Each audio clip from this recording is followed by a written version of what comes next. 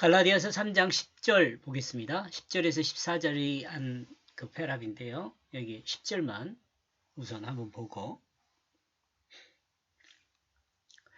갈라디아서 3장 10절 무릇 율법 행위에 속한 자들은 저주 아래에 있나니 기록된 바 누구든지 율법책에 기록된 대로 온갖 일을 항상 행하지 아니하는 자는 저주 아래 있는 자라 하였습니다.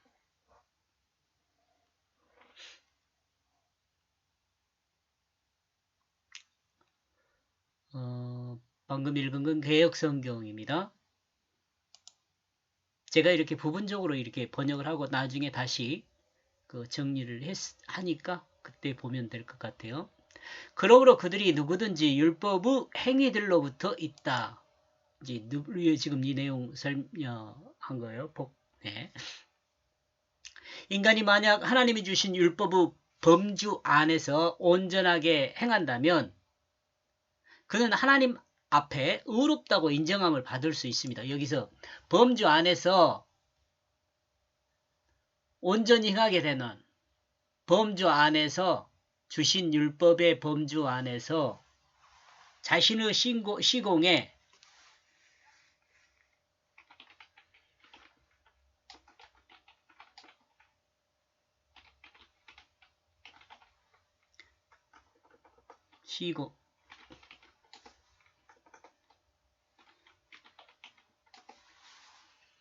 이 자신의 시공이라는 것은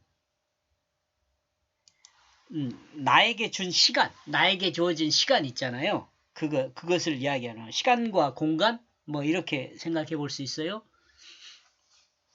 온전하게 행한다면 그는 하나님 앞에 의롭다고 인정함을 받을 수 있다고 볼 수 있죠. 그러나 성경은 인간의 행위가 하나님이 정하신 율법의 범주 밖에 있다고 말합니다. 이는 인간이 하나님이 정하신 율법의 몇 가지는 지킬 수 있을지 모르지만 인간의 삶이 또한 인간의 생각이 삶과 생각이에요. 삶이 또 인간의 생각이 하나님이 정하신 율법 안에서 온전히 생활하지 못하고 많은 부분이 그 율법에서 벗어나 있다고 말하는 것입니다.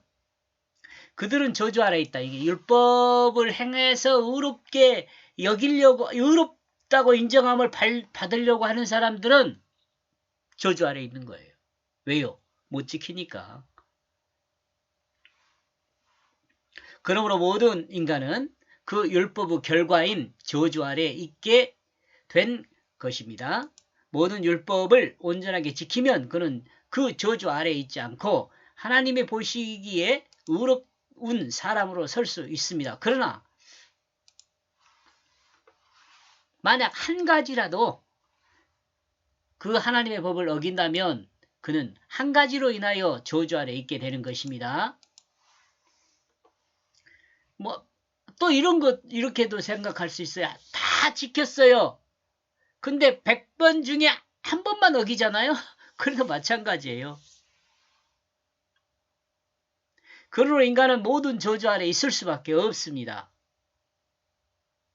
인간적으로 이 말씀이 야박하게 들릴지 모르지만 이것은 하나님의 말씀입니다. 좀 야박하게 들릴 수 있겠죠. 하나님이 그럴 수 있냐고. 그런데 새로운 그 하나님의 길이 있으니까 이걸 야박하다고 생각하지 말고 하나님께 정하신 그 길로 가면 돼요. 억지로 지키려고 하지 말고 앞에서 설명한 거 있죠. 믿음으로 의롭게 받을 수 있는데 뭐 달라고 율법을 지켜갖고 자기 의지를 통해서 의롭다고 인정함을 받으려고 그래요. 어리석은 사람이죠. 그건 기록되어 있다. 그것은 기록되어져 있다. 이와 같은 내용을 바울의 이야기가 아니라 율법을 좋아하는 유대교적 기독교인들에게 율법이 이야기하고 있는 내용을 통해 율법이 무엇을 이야기하고 있는지를 똑똑히 말해주고 있어요. 이 내용은 신명기 27장 26절에 인용한 말씀인데요. 이 율법의 모든 말씀을 실행치 아니하는 자는 저주를 받을 것이라 할 것이요 모든 백성이 아멘할지라.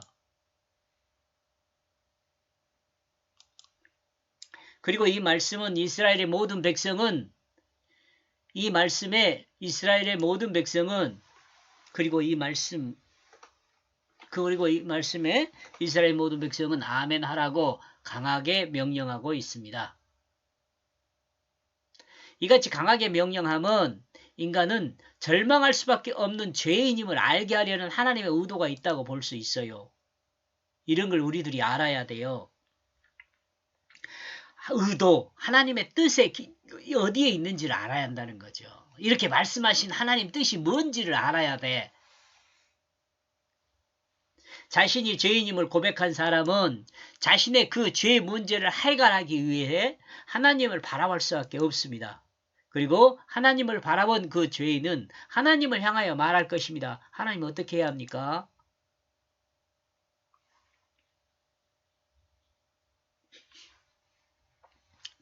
인간은 율법책에 기록한 대로 율법을 행하지 못하고 그 율법의 범주 밖에 있습니다.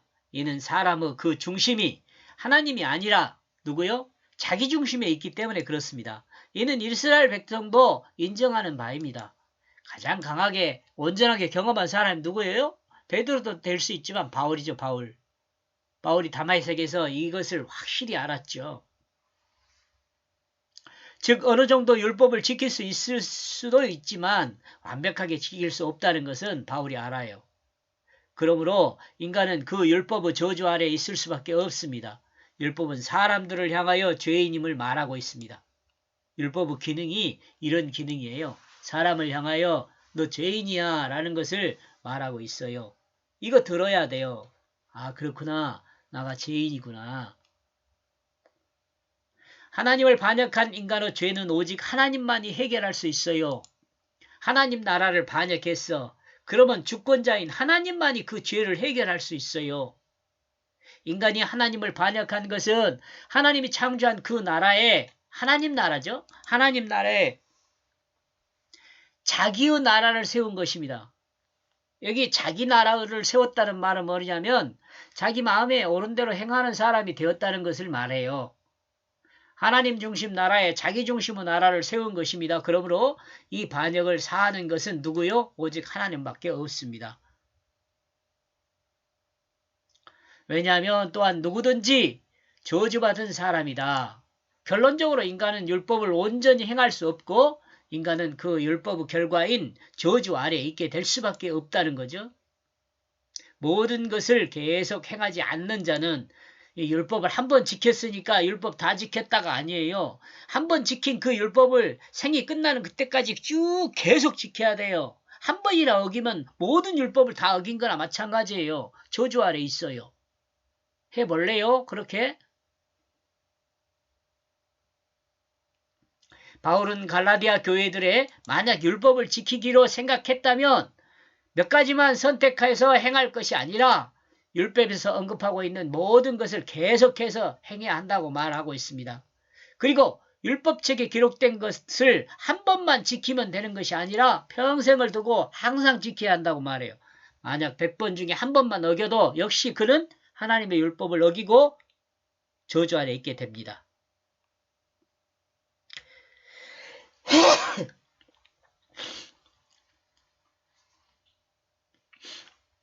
그 율법의 그 책 안에 기록되어진 것들, 이제 율법 책들에 뭐가 기록되어 있는데 한번 봐봐요.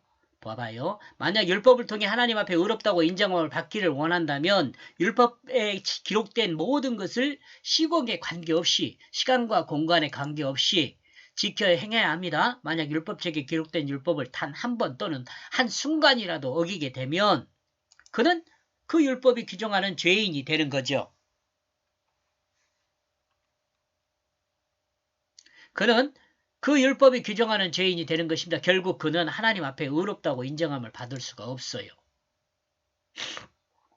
그 자신들을 만들고 있다. 그 자신들을 만들고 있다. 결국 율법은 그 자신들에게 알게 하고 있습니다. 무엇을 알게 하고 있습니까? 바로 죄인이라는 것을 알게 하는 거죠. 이를 다시 생각하면 율법은 인간이 죄인이라는 그 사실을 알리는 기능이 있습니다.